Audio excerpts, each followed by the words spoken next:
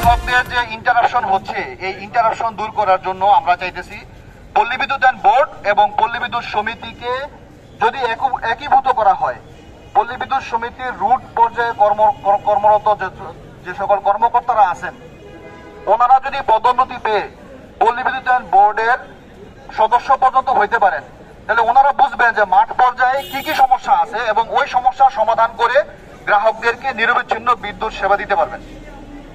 যারা এখন সদস্য হচ্ছেন তারা কিন্তু মাঠ পর্যায়ে কাজ করেন নাই, এই জন্য আমরা চাই এটা রিফর্ম হওয়া দরকার। সারা বাংলাদেশে যতগুলা বিদ্যুৎ বিতরণকারী সংস্থা আছে ওই সমস্ত সংস্থার মতো আমাদের সংস্থাকেও যেন রিফর্ম করা হয়।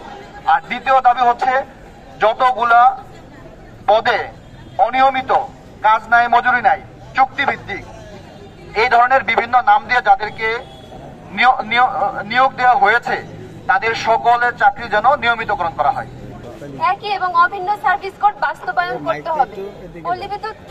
পল্লী বিদ্যুৎ সমিতিতে নিয়োজিত সকল অনিয়মিত কর্মচারীদের দ্রুততম সময়ের মধ্যে নিয়মিত করতে হবে। আর যে সকল বৈষম্যর সৃষ্টি হচ্ছে পল্লী বিদ্যুৎ সমিতি এবং আরবির মধ্যে, এই সকল বৈষম্যের দ্রুততম সময়ের মধ্যে বৈষম্যের নিরসন করতে হবে। এবং আমরা আমাদের টেবিল ওয়ার্ক পর্যন্ত সঠিক সময়ের মধ্যে করতে পারি না, আমরা ভোগান্তির শিকার হচ্ছি। গ্রাহক নিম্নমানের মিটার দ্বারা ভোগান্তির শিকার হচ্ছে।